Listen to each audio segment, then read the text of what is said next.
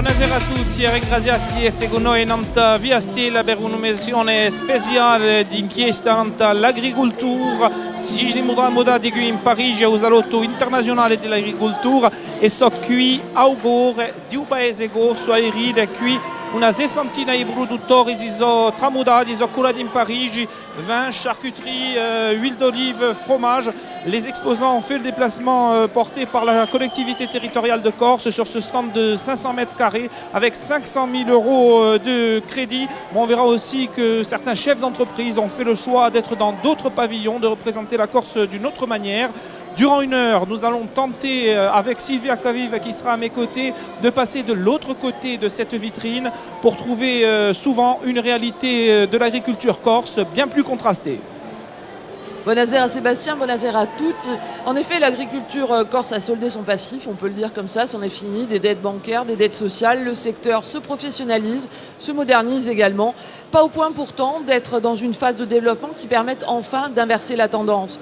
Moins d'exploitants chaque année, une sous-production qui devient chronique, un pastoralisme en difficulté et enfin des crises sanitaires à répétition. De tout cela, nous allons en parler avec nos 4 invités.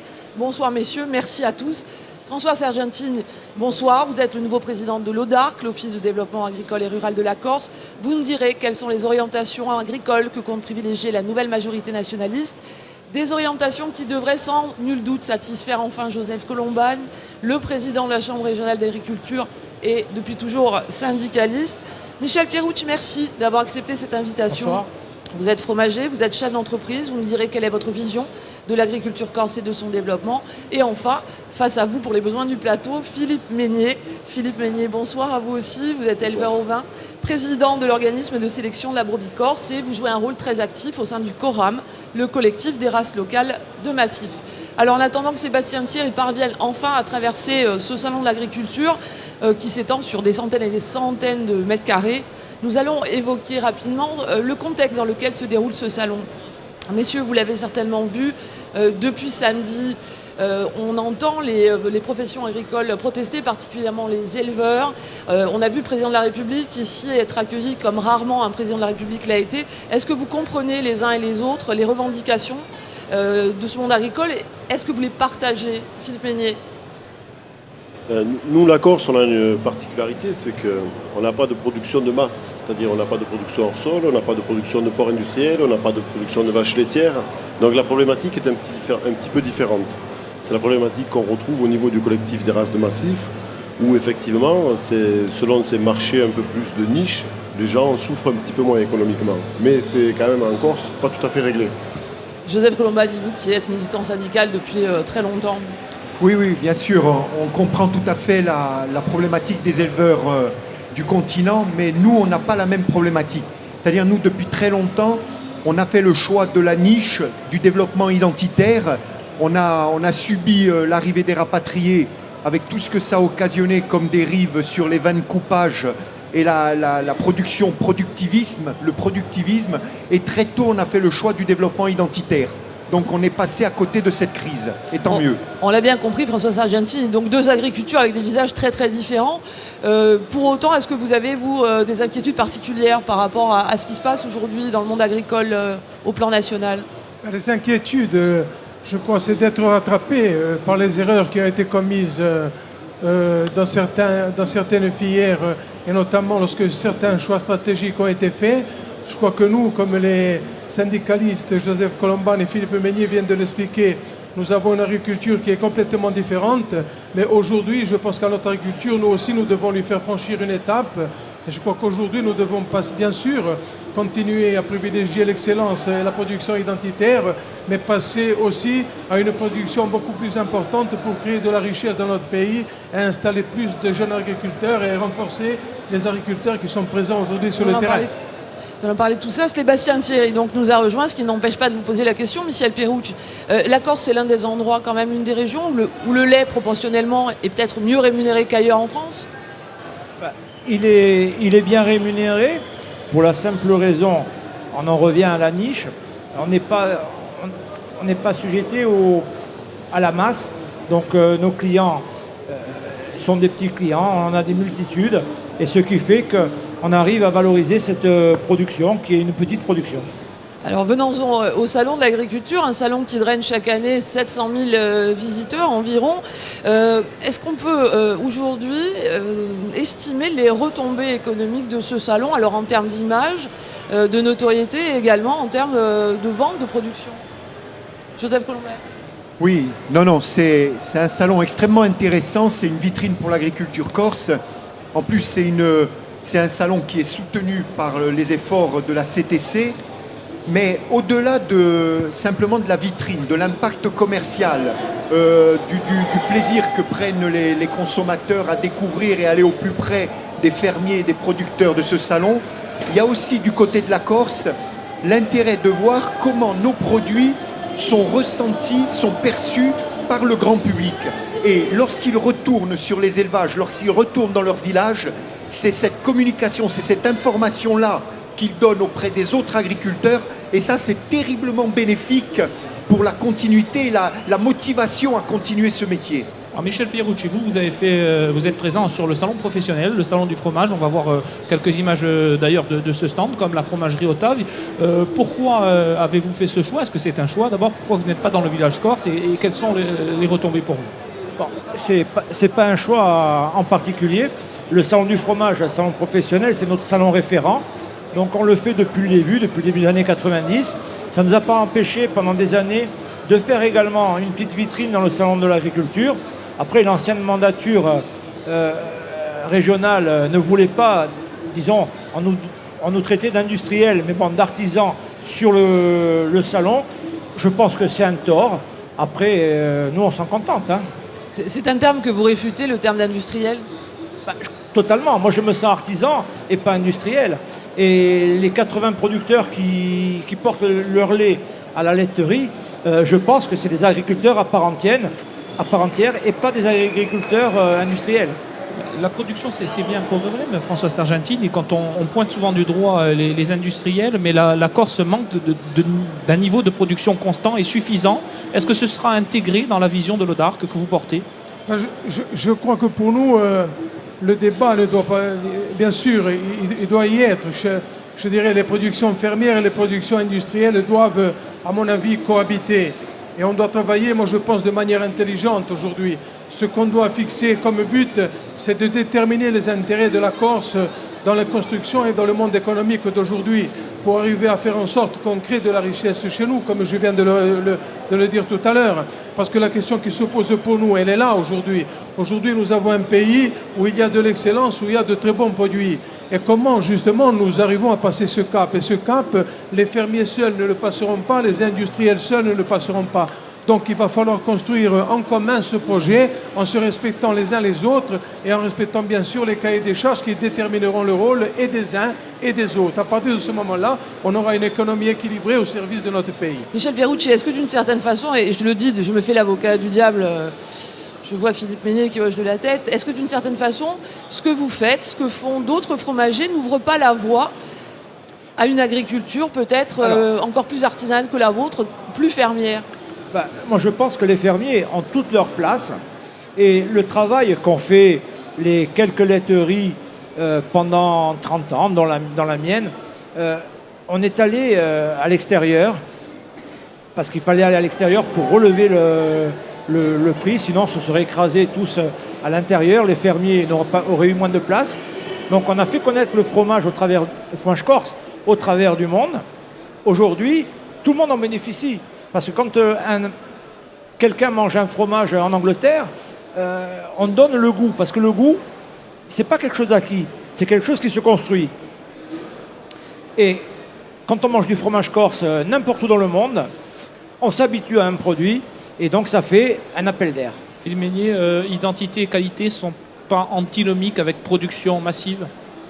Non, je pense qu'il faut concevoir une place pour chacun et pas une place des uns au détriment des autres. Donc moi, je rejoins ce que dit Michel, il n'y a absolument pas de problème. Le seul problème qu'il y a eu, nous, sur les 20 dernières années, c'est qu'on était dans une politique de développement où il n'y a pas de fromage sans lait. Et sans lait, il faut absolument qu'il y ait des producteurs.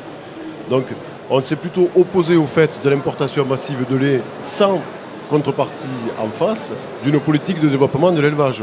C'est-à-dire on s'est retrouvé, donc ils ont trouvé une solution à leur problème en important massivement du lait Alors que nous, on n'a jamais eu le soutien réellement comme les autres régions. Aujourd'hui, je pense qu'en ayant fait le tour des autres régions, vous arrivez à mesurer le retard structurel qu'on a, pas que sur le terrain, mais aussi dans la façon d'appréhender la problématique agricole.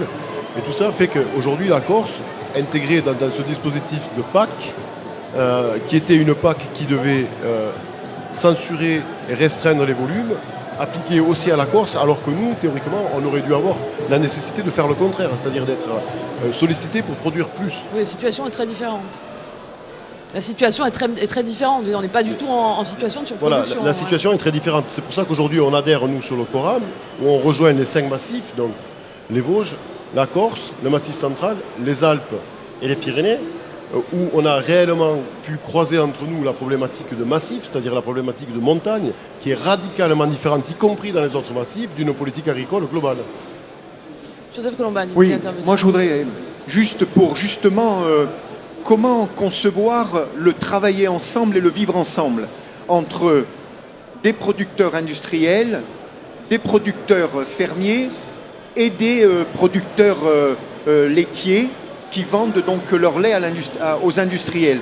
Moi je pense qu'aujourd'hui, les industriels qui importent du lait, et on sait qu'il y a plus de 2 millions de litres de lait qui sont importés, il faut trouver une façon sur ces 2 millions de litres de lait qui sont payés moins cher que le lait qui est payé aux producteurs corses. Cette différence-là, elle doit être mise dans un pot commun, et ce pot commun, qui représenterait une somme assez conséquente, servirait justement de base au développement local et à soutenir la production locale, notamment à travers l'ILOC, l'interprofession. Je pense notamment à l'organisme fermier CAGIL, qui représente le collège des fermiers, qui aujourd'hui a des problèmes très concrets de trésorerie, alors qu'en faisant ce système où on collecterait une partie des sommes du lait qui est importé, qui viendrait soutenir la production fermière et qui viendrait soutenir, comme l'a dit Michel Pierrouch, en fait, la nécessité d'avoir une production fermière qui tire vers le haut tout le reste de la production. Gilles, on rappelle que c'est Gilles Siméoni, le président de l'exécutif. Michel Pierrouch, vous avez souvent été mis en cause pour l'importation de lait avec d'autres, ça fait toujours polémique sur ce point. Moi, je suis d'accord sur le... Il n'y a pas de polémique, mais je suis d'accord sur le point de reverser quelque chose.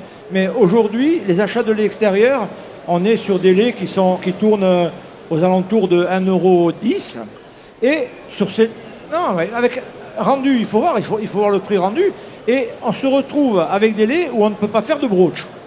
Alors, il faut savoir que le broach, chez nous, il représente une valeur. Si le lait en Corse est bien payé, c'est parce qu'avec le sérum, on arrive à tirer quelque chose. Alors, si on l'étudie d'une manière concrète, cette différence-là, exacte, est-ce que toi, Michel, par exemple, tu serais prêt à mettre sur la table cette question? Mais moi, je suis prêt, je le fais tous les jours chez mes apporteurs. Mes apporteurs... Et à l'ILOC. Non, mais à l'ILOC. Si on n'est pas capable de le faire à l'ILOC, moi, j'ai été capable de le faire chez moi, et tous les ans, on réactualise et on met ce qu'il faut sur la table avec nos bergers. François Sargentini, c'est aussi de la responsabilité aujourd'hui de l'ODARC de définir les orientations agricoles et de donner à des producteurs les moyens de produire davantage dans de meilleures conditions. Complètement. Moi, je crois que de toute façon, ces millions de litres de lait qui ne sont pas produits chez nous, pour moi, c'est quelque chose qui n'est pas admissible. Parce qui répond pourtant à un besoin. On se rend compte que depuis des années, le nombre d'agriculteurs, le nombre d'éleveurs en Corse est en baisse. On en a perdu des milliers sur les 20 dernières années. Et moi, je pense que c'est quelque chose aujourd'hui qui n'est pas normal. Notre but à nous, c'est de regagner cette production dans notre pays. C'est de remettre cette richesse dans notre pays. Je l'ai dit tout à l'heure, en installant des gens, en créant des exploitations agricoles, bien sûr, en ayant bien sûr des productions industrielles, mais en même temps, on ne peut pas continuer à importer des millions de litres de lait et à appauvrir notre pays. Nous, notre but politique aujourd'hui, justement, c'est de relancer notre économie. Et dans la relance économique, le rôle du monde agricole et du monde de l'élevage sera déterminant pour les années à venir. Bon, nous, notre priorité, ça reste le lait corse. Après, il faut voir que les marchés, quand on les a créés, on ne peut pas dire aujourd'hui on arrête, on n'a plus de fromage. Donc on garde cet appel d'air, ce qui est important. Après, on s'aperçoit que cette année, donc des gens sont capables de produire, parce que la saison est favorable, à plus 25% sur le brebis et on est à plus 55% sur les chèvres. Après, aussi sur une étude un peu plus fine, on s'aperçoit que les jeunes bergers, les jeunes installés, ont des rentabilités supérieures qui arrivent à 200 litres par brebis, alors que certains sont toujours à 100 litres. Donc il est anormal qu'on ait des bergers qui soient toujours en retrait. Donc c'est comment les amener à produire les 200 litres. Et puis il faudrait qu'on enlève, aujourd'hui l'outil de beaucoup de bergers, ça reste la tôle et la palette. Philippe Meignier, vous êtes d'accord sur cette vision du chef d'entreprise? Oui, enfin, moi en tant que président de l'organisme de sélection, je travaille après les autres qui ont créé l'organisme de sélection dans cette optique-là. C'est-à-dire aujourd'hui l'organisme de sélection, c'est quoi? C'est-à-dire on donne pour un même quota de brebis une valeur de lait supérieure à la fin de la saison. Mais juste pour revenir, il faut quand même comprendre les chiffres. Aujourd'hui, la production moyenne sur la Corse, c'est 25 000 litres par famille. Hein, c'est-à-dire avec 25 000 litres, on fait vivre une famille. Et on gère 100 hectares. Quand on dit que 2 millions de litres, 3 millions de litres, il faut décliner derrière ce que ça pourrait faire sur notre territoire. Alors comme l'a dit tout à l'heure Joseph, on a un passé qui est très difficile à gérer, puisqu'en fait l'agriculture corse et l'élevage a la particularité d'être descendu de la montagne et récupérer la friche industrielle que nous avait laissée l'activité viticole. Donc tout ça, c'est un retard structurel qui demanderait à être comblé par un plan, un raisonnement fait avec l'ODARC, mais aussi fait avec les autres outils qui existent pour l'élevage ailleurs qu'en Corse. Et je pense que le premier pas à faire, c'est de se rapprocher des autres régions, voir ce qu'ils ont fait, qu'est-ce qu'ils ont mis comme outil opérant. On va en débattre, voir comment on peut agir juste après un petit reportage que je vous propose de regarder sur les installations notamment. Contrairement aux idées reçues, il y a quand même une 60aine d'installations par an, même si l'an dernier seulement 18 projets ont été validés. Et c'est bien souvent un parcours du combattant, notamment en ce qui concerne le foncier. On se retrouve dans un petit instant après ce reportage d'Emilia Rodot et Guillaume Leonetti.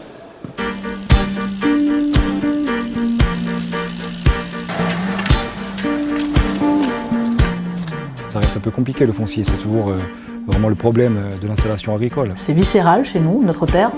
Donc pour la transmettre, pour la donner, c'est très compliqué. Je suis à peu près sur 140 hectares et j'ai à peu près entre 100 et 150 propriétaires à contacter. Le foncier est le principal frein à l'installation. L'accès au foncier, l'accès à la fois à l'achat et à la fois à la location, reste encore le principal frein. Dans la plaine de Vescovat, Jean-Jacques Fies qui exploite 5 hectares. En devenant maraîcher, le jeune homme a suivi un sillon familial. Mon grand-père était maraîcher, donc quand j'étais petit, moi j'ai baigné là-dedans. Le matériel, les tracteurs, les légumes qui poussent, donc tout ça, ça a baigné mon enfance et ça fait que moi j'ai travaillé dans la grande distribution. Après ça, j'ai voulu reprendre mes terres et travailler avoir ma propre exploitation. Pour s'adapter au marché, il s'est spécialisé dans les courgettes. Son objectif cette année est passé de 120 à 200 tonnes de légumes. 8 ans après son installation, il vit enfin de son travail. Les difficultés sont multiples, il y a la commercialisation. Au début, on n'arrive pas à faire la qualité parce qu'on ne connaît pas trop le métier. Donc après, c'est avec l'expérience qu'on y arrive. On a aussi un problème de foncier, on ne trouve pas de terrain agricole. Donc si on veut s'agrandir, c'est toujours difficile. La terre comme premier obstacle au développement de l'agriculture, ce paradoxe est soulevé par tous les acteurs de ce secteur. Cyril Provent a quitté l'immobilier pour devenir éleveur dans son village natal il y a 4 ans. Des chèvres et puis des vaches, mais pour les terres, il a fallu batailler. Il y a beaucoup de terrains qui sont bloqués par les indivisions diverses et variées. Beaucoup de pression foncière aussi. Les gens, on ne peut pas leur en vouloir, mais si demain ils savent que le terrain peut passer constructible, ils n'ont peut-être pas forcément envie de louer un agriculteur. Il y a toujours l'idée reçue de si on loue un agriculteur, on ne le sort jamais, on est cuit. Non, c'est pas vrai, il y a des baux, il y a des textes. Constituer une exploitation, convaincre des propriétaires, Pierre-Ange Antonini en fait l'expérience depuis 1 an. Je suis là pour faire un peu le point sur le dossier. Et on va voir un petit peu ce qui nous manque. Pour reprendre l'activité familiale en Balagne, il a dû se faire aider par le point info transmission de la Chambre d'agriculture. Oui. Moi, mon cas de figure, c'est que je suis à peu près sur 140 hectares et j'ai à peu près entre 100 et 150 propriétaires à contacter. Voilà. Alors moi, je ne m'amuse même pas à demander, par exemple, des conventions pluriannuelles de pâturage, ou ni même des baux, parce que ça, c'est même pas, je pense, c'est difficile d'en discuter, mais simplement des autorisations d'exploiter, pour pouvoir justement investir sur ces terrains, s'investir financièrement. La transmission est un problème d'autant plus prégnant que la moyenne d'âge des exploitants insulaires est élevée. Un chef d'exploitation sur 2 a plus de 50 ans, 1 sur 5 a plus de 60 ans. Forcément, dans les 10 prochaines années, on est amené à avoir des exploitations à transmettre. Après, que transmettre, comment transmettre et qui a la volonté de transmettre, c'est encore une autre chose. Voilà, c'est un autre pan de la transmission et de l'installation. Parce qu'en général, en Corse, comme on le sait tous, les exploitations se transmettent à 90%. Dans le cadre familial, le cadre hors familial existe peu. Cyril Caria fait partie de ces jeunes ayant repris une exploitation familiale, l'élevage bovin de sa belle famille dans la plaine. En famille, c'est jamais compliqué, ça a été comme ça, mais si on n'est pas fils d'eux ou cousin d'eux, petit-fils, ça reste un peu compliqué le foncier, c'est toujours vraiment le problème de l'installation agricole. L'éleveur a permis à Cyril Provent de contourner le problème foncier. Les deux agriculteurs mutualisent leurs ressources. Terre, matériel et temps de travail sont mis en commun pour s'occuper de leurs vaches, une centaine à eux deux. On s'est aperçu que sur le continent, il y avait vraiment quelque chose qui existait comme ça, l'entraide agricole, mais sous forme de CUMA, des entreprises qui regroupent les agriculteurs, ça fonctionne bien. Ici, on n'arrive pas. C'est pas encore organisé. L'agriculture corse, elle n'est pas si vieille que ça. L'agriculture corse, elle a quoi? Elle a même pas 40 ans. Alors que sur le continent, elle a 200 ans, l'agriculture. Donc on a un peu de retard par rapport à ça. La SAFER est justement chargée d'acquérir du foncier agricole pour les jeunes. De 2007 à 2012, elle a ainsi rétrocédé près de 2000 hectares en installation et agrandissement. Mais l'offre rare et ses moyens limités ne couvrent pas les besoins, car les vocations sont très nombreuses. Il y a quand même un vrai attrait, aussi bien pour les hommes, mais aussi pour les femmes, puisqu'on a de plus en plus de femmes. C'est un métier qui se féminise beaucoup, ce qui est pas anodin dans une culture comme la nôtre. Et c'est un métier qui offre de grandes perspectives de pouvoir vivre localement et vivre bien en Corse. Chaque année, de 50 à 70 jeunes s'installent, un niveau supérieur à la moyenne nationale. Mais la Chambre régionale d'agriculture voit plus loin. Son ambition, 100 installations par an, d'ici 2020. Avant de revenir plus avant sur les problèmes que soulève ce sujet, notamment le problème de foncier, un chiffre, l'île compte aujourd'hui 2626 exploitations. Depuis 2010, leur nombre a baissé de 7% et la déprise est constante. Alors une question pour vous, François Sargentini, même si vous héritez de l'Orgue d'Arc et n'êtes pas comptable de la politique de vos prédécesseurs. On a connu ces 10 dernières années, je pense que Joseph Colombani peut en parler, des plans de relance, des plans de modernisation, des plans d'amplification, de conciliation, enfin des dizaines de millions d'euros pour moderniser les exploitations, pour permettre de produire plus, de produire mieux. Visiblement, ça n'a pas marché. Pourquoi? Comment l'expliquer? Non mais, moi je crois que, pour revenir un peu au débat aussi dans lequel on est, l'équation qui se pose à nous aujourd'hui, ce n'est plus de rester dans des combats au sein des filières entre les producteurs fermiers et les producteurs industriels. Je crois qu'aujourd'hui, ce qu'il faut définir, c'est comment on sort de la situation dans laquelle on est aujourd'hui et sortir de la situation de statu quo.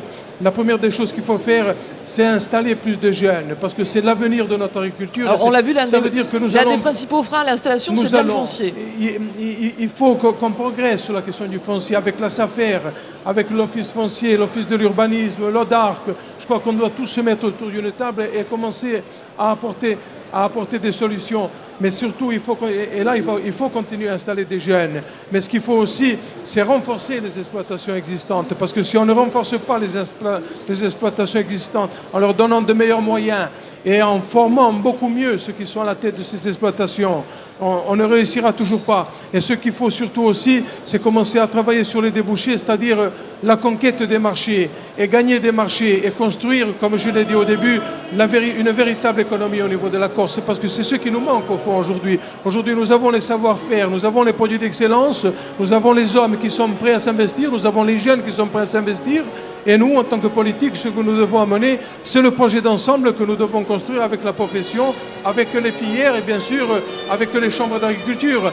Il faut qu'on se mette tous dans ce projet. Alors, les Joseph, potentialités de la Corse aujourd'hui, elles sont connues. Joseph Colombani, dans le cadre du PADUC, il y a 105 000 hectares qui sont protégés pour l'agriculture, mais il y a aussi 55 000 hectares de forêt territoriale, dont 10 à 15 000 hectares pourraient avoir une vocation pastorale. Est-ce qu'il faut les récupérer, les utiliser? Oui, bien Comment? sûr. Bien sûr qu'il faut les récupérer, ne serait-ce que dans le cadre des incendies, des risques d'incendie. Le fait que l'ONF n'arrive pas à exploiter ses forêts, l'ONF, donc la CTC, le fait qu'on va vers un réchauffement climatique et il faut raisonner aussi le développement de l'élevage en termes de retour à ce qu'on faisait, ce que faisaient les vieux, c'est-à-dire de la transhumance, reconquérir ces espaces d'estive, etc., à travers du brûlage dirigé. Donc tout ça on les connaît, tous ces dossiers on les connaît, on les porte depuis, moi personnellement depuis 18 ans, on essaie de les mettre en avant, on attend beaucoup de cette nouvelle assemblée territoriale, on entend le discours aujourd'hui, il nous fait plaisir et puis on sent la motivation, on sent la conviction des gens qui le portent, mais on attend beaucoup parce que ça fait trop longtemps que ces attentes existent. On a été longtemps sur un mode de développement, sur un mode de revendication, de primes, de mise à parité avec le continent. Et on est loin d'y être pour l'élevage corse.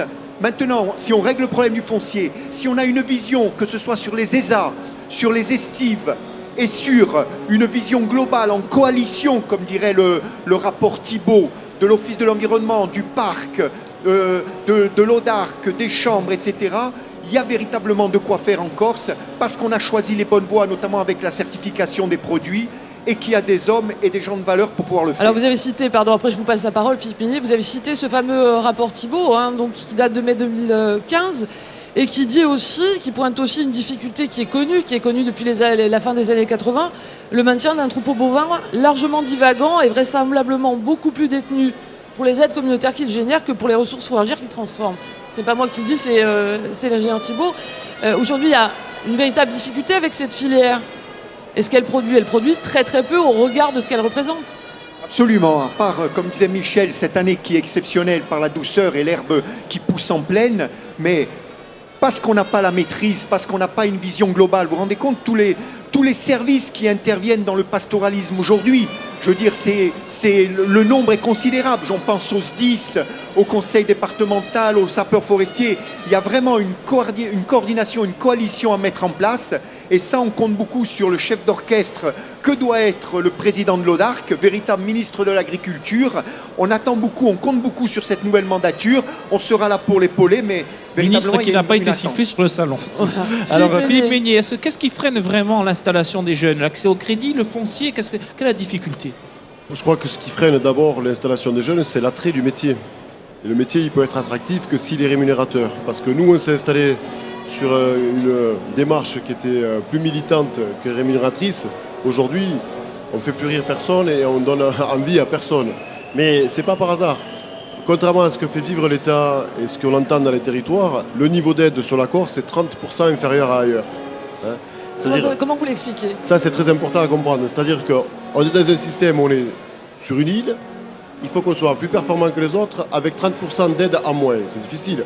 Et en plus, la cerise sur le gâteau, c'est qu'en Corse, systématiquement, et on compte sur un nouveau portage politique pour inverser la vapeur, systématiquement, on acte un dispositif qui est une enveloppe, alors que toutes les autres régions ont une mécanique qui conditionne une enveloppe. Quand vous dites une enveloppe, ça veut dire que le montant de l'enveloppe n'évolue pas, quel que soit le nombre d'exploitants. C'est encore plus grave que ça, c'est-à-dire qu'on nous passe sur des fausses histoires, des fausses historiques. Le vrai historique, c'est qu'il faut combler ce rattrapage structurel. Ça, c'est le vrai historique qu'il faut arriver à combler et à arriver à récupérer. Ce qui se passe aujourd'hui, c'est que nous, on est vraiment derrière les autres. Et la première mission politique, parce que systématiquement, jusqu'à maintenant, les élus disaient, en parlant de l'agriculture, « Chimugade-vous l'agriculture ». Mais parce que l'agriculture, ce n'est pas un problème, alors que c'est un pan économique à part entière. Pour que ça devienne un pan économique à part entière, il faut récupérer tous les outils qui doivent être nécessaires sur le territoire pour qu'on puisse enfin aller mieux. Alors, François Sargentino, on attend beaucoup de vous, on l'entend. Je veux, à ce salon, moi aussi, je veux tordre le cou à la question des primes qui vraiment, chez nous, a mauvaise presse et a mauvaise réputation au niveau de la Corse. Écoutez, moi ici au salon, j'ai rencontré beaucoup de responsables de l'agriculture française. J'ai fait le point avec eux sur cette question et je peux dire que toutes les primes et toutes les aides de l'Europe qui sont versées au niveau de la Corse sont très très loin des autres régions françaises. Et je pense qu'à ce niveau, il va falloir qu'on ait une discussion, y compris nous autres politiques, bien sûr avec l'ensemble de la profession, pour qu'on sorte du cadre de budget fermé pour entrer dans le cadre de budget constant. Parce qu'aujourd'hui, on nous a enfermés dans un piège au niveau des budgets constants. Et là aussi, il va falloir qu'on ait une discussion. La récupération des terres, des forêts, parce que là aussi, c'est vrai que nous avons une marge très importante et sont de la responsabilité de l'ODARC.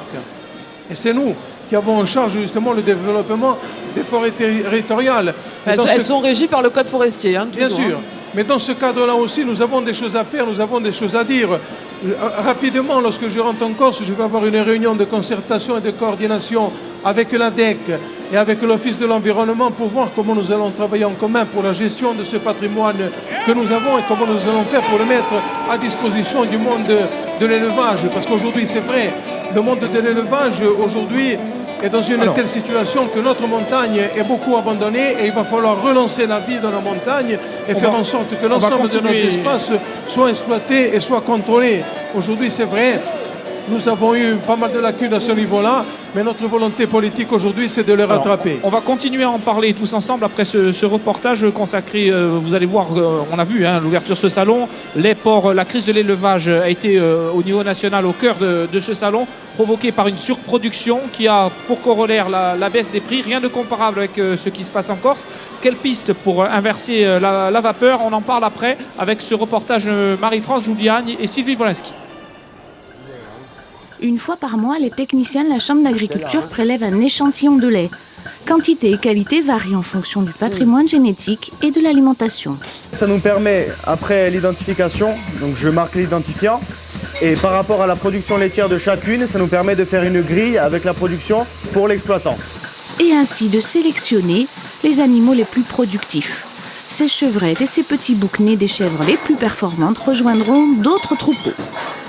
1 litre de lait par jour, c'est ce que produisent en moyenne les chèvres de race corse, 4 fois moins qu'une chèvre alpine. C'est surtout pour les jeunes agriculteurs qui vont s'installer, qu'ils aient la garantie de l'animal au niveau de sa lactation et au niveau sanitaire, qu'ils aient toutes les garanties nécessaires. Pas question d'aider à l'installation de chèvres alpines. C'est pas dans la programmation. Il y a une aide, mais qui est beaucoup moins importante que sur les races locales. La chèvre corse est donc aidée, mais cela reste la moins subventionnée des espèces corses animales. Ce troupeau à Sarro-la-Carcopine produit 100 litres de lait que Maria Luciani transforme chaque jour en broche et fromage vénaquet. Le geste est précis. Elle a hérité d'un savoir-faire familial et ancestral. Je les vends dans des supermarchés, dans des petites épiceries. J'en fais à peu près une 30aine. Par jour? Ouais. Et contrairement à la plupart des éleveurs, l'essentiel de ses revenus provient de la vente plus que des aides. Elle a été subventionnée à 70% quand même pour son atelier. D'avoir un moteur d'affinage dans une fromagerie, c'est le top, quoi. Parce que de nos jours, avant les caves c'était bien, mais maintenant avec le réchauffement climatique, en été, la température elle monte et d'avoir une salle climatisée à la température qu'on veut, on fait toujours le même fromage tout le temps, quoi. Donc ça, c'est vrai que c'est vraiment essentiel aussi. Des exploitations caprines se modernisent, le cheptel a augmenté, mais la race corse reste menacée. Les efforts les plus conséquents ont porté sur les ovins. À Altiani, le schéma de sélection a été mis en place il y a des années. Ces béliers vont même donner leurs semences pour des inséminations artificielles. Les brebis de race corse donnent moins de lait que celles du continent, mais cela s'améliore. Le responsable de la station de l'Audarc travaille aussi au bénéfice des éleveurs porcins, qui se sont plus ou moins rassemblés dans une démarche AOC. Ces cochons sont régulièrement pesés, mesurés pour améliorer la productivité du porco nostrale. C'est pour gommer quel défaut qu'a la race corse? Peut-être son gabarit et sa tendance à pousser très vite au gras pour essayer de sortir quelques souches qui auraient un développement squelettique un peu plus important, des longes un peu plus longues et une épaisseur de gras un peu réduite pour éviter certaines entre guillemets dérives lors des phases de charcuterie. de fabrication. Le porc austral réclame 120 jours d'élevage de plus qu'un animal exogène, un surcoût partiellement compensé par des aides européennes dédiées à l'agriculture de montagne. Il y a à peine une centaine d'exploitations, souvent la charcuterie est faite à partir de carcasses venues d'ailleurs, autant dire que les marges de progression sont énormes. Mais la filière qui manque le plus de dynamisme, c'est bien l'élevage bovin. Près de la moitié des surfaces agricoles utiles déclarées et subventionnées, et les performances les plus médiocres. Si rien n'est fait malgré la préservation des terres agricoles prévues par le PADUC, l'élevage extensif disparaîtra. C'est le constat flagrant de ce rapport commandé par le ministre Stéphane Le Foll. La direction de l'agriculture, la DRAF, reconnaît que trop de litiges ont entravé l'élevage insulaire et mise sur une alliance des ambitions. Le risque est que la productivité diminue, ou pour le moins n'augmente pas, et que les revenus ne permettent plus à un certain nombre d'exploitations de persister et de continuer d'exister dans 20 ans s'il n'y a pas une restructuration, une réorganisation. Et c'est tout l'objectif, quelque part, de ce rapport, de se projeter sur 15-20 ans et de faire des pistes d'amélioration pour non seulement sauver, mais développer les filières, je dis bien les filières au pluriel, élevage de Corse. Produire plus, c'est améliorer les races, mais c'est aussi alimenter mieux. Des compléments en hiver, du foin, de la paille, qui sont rarement fauchés chez les bergers. Ces ressources, pour une grosse moitié, sont importées de l'accro. En cas de sécheresse, la botte devient très chère. Nous voici à Aléria. Lui, c'est le technicien du groupement des producteurs de fourrage de Corse. Ça, c'est tout ce qui te reste ou parce que j'ai eu 2 appels là, pour des commandes. Oui, ça c'est déjà de la marchandise qui est déjà réservée. Pour combler les importations qui s'élèvent entre 8 et 11 000 tonnes, ça représente 1000 hectares à mettre en culture, en irrigué et en fertilisant. Et du coup, c'est surmontable surtout et c'est, je pense, souhaitable. Ange-Noël Luigi est un des 20 exploitants de la plaine orientale à cultiver ces prairies de dactyles, luzerne, orge et autres céréales destinées à toutes les espèces animales. Céréalier, il perçoit 20 000 € d'aide de la PAC, bien moins que la plupart des éleveurs. Son point d'honneur, vivre de sa production, mais accroître son activité, sera quand même très difficile. Quand on augmente les surfaces, il faut automatiquement, comme c'est du matériel, on a beaucoup de mécanisation, donc il faut des tracteurs et tout. Et puis à un moment donné, il va falloir aussi que les organismes institutionnels, à travers certains services tels que la SAFER et tout ça, mettent à disposition aux agriculteurs des terres. Voilà. Aujourd'hui, c'est un débat qui est vraiment politique. Les terres irriguées à fort potentiel pour les fourrages ne sont pas toutes exploitées, on en est même bien loin. Il y a de nombreux freins.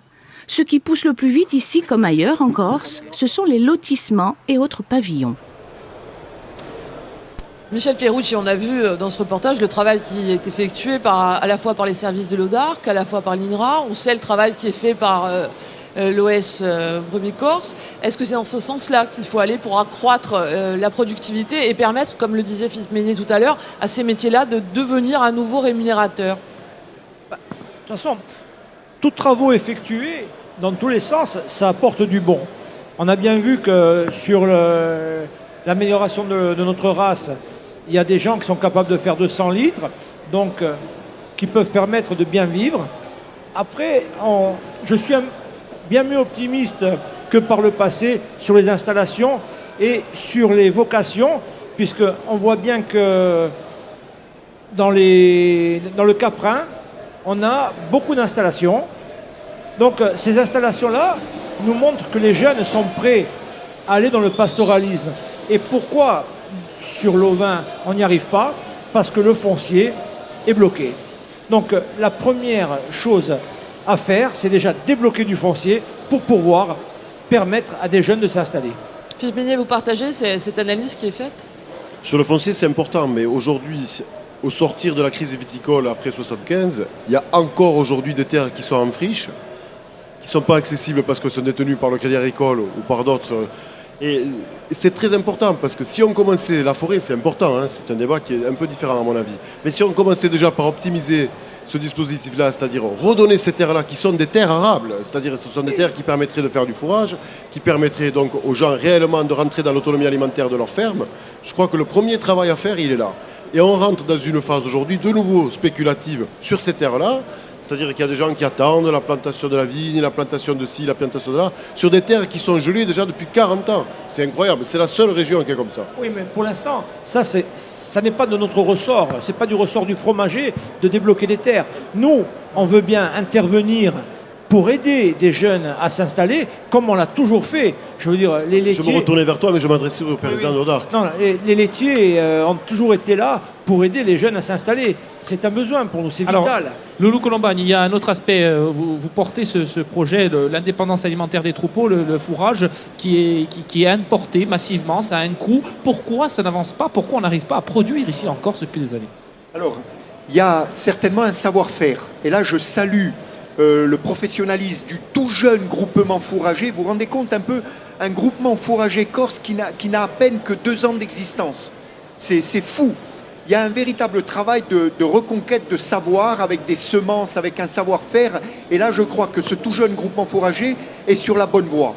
Ensuite, il y a certainement, et ça, je pense qu'on va y travailler très rapidement avec l'Audarc, il y a une réflexion à avoir sur les investissements à faire dans cette filière fourrage et savoir une certaine manière de travailler d'une manière collective en mettant en relation l'agriculteur qui veut produire du fourrage, c'est-à-dire transformer sa parcelle qui est en prairie naturelle aujourd'hui, en faire une prairie artificielle, enfin une prairie plus productive, et le mettre en relation avec un prestataire de service pour pas que l'agriculteur lambda puisse investir ou doive investir, ça coûte de l'argent, doivent investir dans le matériel de fauche, de semences, etc. Donc il y a toute une réflexion à mener à ce niveau-là pour travailler en collectif ou simplement d'avoir un prestataire de service. Oui. François Sargentini. Oui, sur cette question, je viens d'avoir déjà une série de rencontres. J'ai notamment rencontré le groupement des producteurs fourragers, bien sûr avec lesquels nous allons rentrer dans un processus justement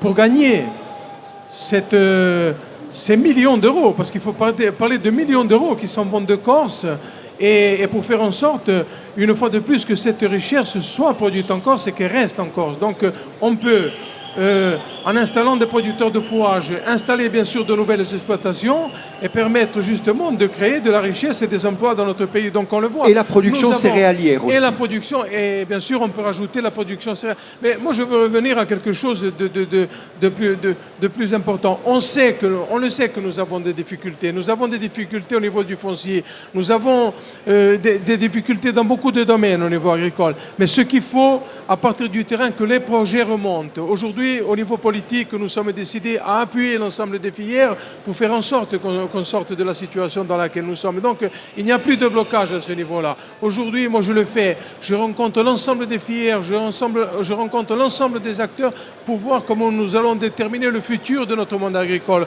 Donc, aujourd'hui, c'est en marche au niveau politique. Ça y est.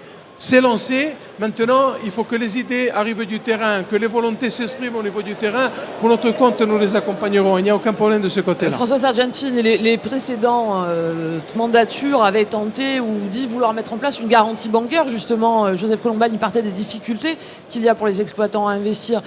Cette garantie bancaire, cette caution bancaire qui serait apportée par l'Audarc, donc par la collectivité territoriale, est-ce que vous êtes prêt à enfin la mettre en œuvre? Sur ces questions, bien sûr, il faut travailler avec des spécialistes parce qu'il y a des questions de légalité, des questions de droit qui se posent. Mais à ce niveau-là aussi, on ne peut pas rester, par exemple, au niveau du monde agricole avec des retards, notamment au niveau des aides et au niveau des primes qui ne sont pas versées, qui hypothèquent la vie des familles, qui hypothèquent la vie tout court au niveau des exploitations. Donc aujourd'hui, c'est vrai que nous, en Corse, tous ceux qui ont des responsabilités, tous ceux qui ont des devoirs vis-à-vis du monde agricole doivent s'asseoir au niveau d'un État. Il est impensable aujourd'hui. Aujourd'hui, le monde bancaire en Corse ne travaille pas avec le monde agricole. Il y a un problème à ce niveau-là. Nous allons demander à rencontrer le monde bancaire qui est aujourd'hui présent en Corse pour faire en sorte qu'on construise des synergies. Comment voulez-vous construire une économie sans aide du monde bancaire? Voilà, c'est sur ces points-là que nous devons agir. Jusqu'à aujourd'hui, il y a eu des lacunes. Notre devoir à nous aujourd'hui, c'est de les combler. Alors, il y a les aides, mais il y a aussi la logique du marché, c'est-à-dire c'est les prix, c'est les quantités à produire. On sait qu'il y a des discussions avec la grande distribution qui ne joue pas toujours le jeu, enfin c'est votre discours, de l'agriculture corse.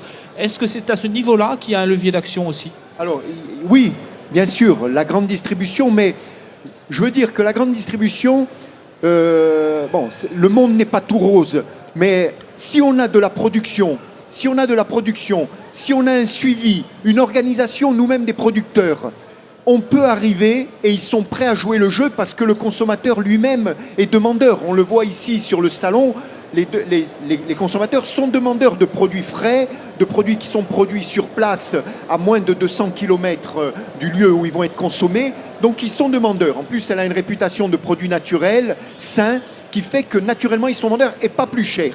Pas plus cher. Donc la grande distribution est prête à jouer ce jeu. Pour revenir sur la garantie bancaire, il se trouve justement qu'on a une réunion, un rendez-vous le jeudi 17 mars avec la Banque de France, la BPI et la DRAF. Je pense que maintenant, c'était une réunion qui était prévue depuis quelque temps déjà. La BPI, la Banque publique d'investissement pour les d'investissement, et où l'ancienne mandature n'avait jamais manifesté plus que ça sa volonté de participer à la création d'un fonds financier. Donc aujourd'hui, je me permettrai d'inviter en direct le nouveau président de l'ODARC à participer à cette réunion, si c'est possible. Alors ça, c'est pour les invitations. Philippe Meignier, sur les débouchés, les circuits courts, la grande distribution, c'est un problème pour vous?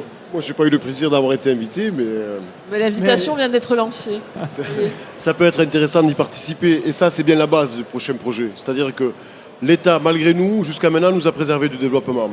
Si on veut repartir sur une base saine, si on veut repartir sur une base fonctionnelle, avec des activités qui soient rémunératrices, qui produisent, qui puissent aller se positionner face au marché de la grande distribution, il faut qu'il y ait la mise en place d'une politique agricole de la Corse, cautionnée par l'ensemble de la profession, dans une mise en œuvre de synergie où tout le monde doit être présent. C'est-à-dire aujourd'hui, le nouveau rôle du président de l'ODARC, ça doit être celui-là, celui de chef d'orchestre de l'agriculture de la Corse. Et on ne peut pas continuer à traiter le problème de l'agriculture à la marge ou quand on a le temps. C'est un vrai problème qui doit être pris à bras-le-corps. On doit arriver, et on a aujourd'hui un maillage assez important avec les zones de montagne, les autres zones de montagne. On doit arriver par ce lien à être aussi performant que les autres, et c'est très facile. C'est-à-dire on serait plus en avance que les autres, ça serait plus difficile. Il se trouve qu'on est les derniers, donc je pense que ce pas, on devrait arriver à le franchir. Michel Pierucci, sur ça, vous êtes chef d'entreprise, vous exportez également. Sur cette vision, ces marchés à conquérir, quelle est votre analyse? Mon analyse sur les marchés, déjà, nous, en tant qu'entreprise corse, c'est la Corse.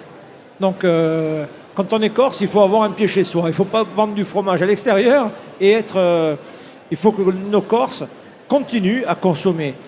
Donc, en gros, le fromage corse dans la GMS et dans la distribution représente 25% de ce qui se consomme comme fromage. Donc, c'est déjà bien, c'est un quart. Ça veut dire qu'un quart de nos fromages sont corses. Après, à l'extérieur, comme on dit, on est un fromage de niche. Donc, quand les autres explosent, nous, on grandit un peu, et quand les autres explosent en descendant, nous, on se stabilise. Donc les marchés, ça se travaille, ça se crée. Donc notre besoin, c'est qu'il nous manque 2 millions. Allez, si on arrive à faire 3 millions, ça serait mieux. Mais 2 millions, c'est rien, c'est 30 exploitations ou dans les exploitations existantes, de remonter de 50 litres par brebis sur les troupeaux. Ce qui est vraiment faisable. Même sur le fourrage, quand on revient à l'hectare, c'est rien du tout. Et ça nous permettrait d'avoir du foncier, parce que quand on fait du fourrage l'hiver, c'est du package.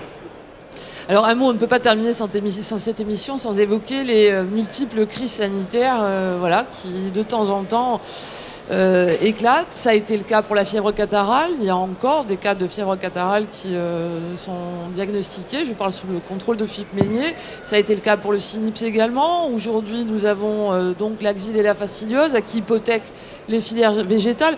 Loulou Colombagne, est-ce qu'à un moment donné, il y a un moyen d'essayer de faire en sorte que la Corse soit moins perméable à ces multiples bactéries, à ces multiples parasites? Alors, le rapport qui a été fait par les experts qui étaient venus lors de la Xylella avaient conclu que finalement la Corse était au croisement de deux choses importantes. D'abord, elle était en tant que pays où il y avait une activité commerciale importante, elle était au carrefour de la mondialisation, et ensuite elle était aux avant-postes du réchauffement climatique. Et donc sous ces deux aspects-là, elle était sensible, on l'a vu avec la catarrhale, la xylella et d'autres, à ce genre de maladies émergentes.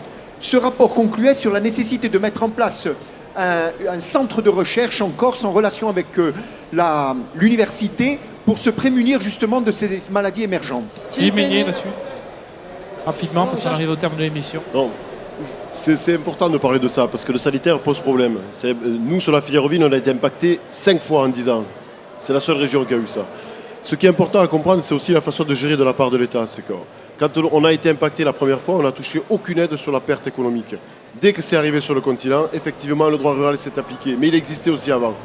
Le cas, il est vraiment caractéristique. C'est-à-dire que quand on a été retouché là en 2008 par simple non mise en œuvre de la vaccination, pareil en 2012, pas de vaccination parce que pas de vaccin, on a été impacté. Il a été très facile d'aller voir l'État et de leur dire maintenant on va mettre en place un programme d'indemnisation. Derrière le FMSE, le Fonds de mutualisation sanitaire qui est prévu pour ça. Sauf qu'au début, l'État avait dit vous n'êtes pas éligible. C'est la Corse, vous n'êtes pas éligible. Et comme par hasard, dès que ça a rattrapé le continent, eh bien, du coup, c'est devenu éligible.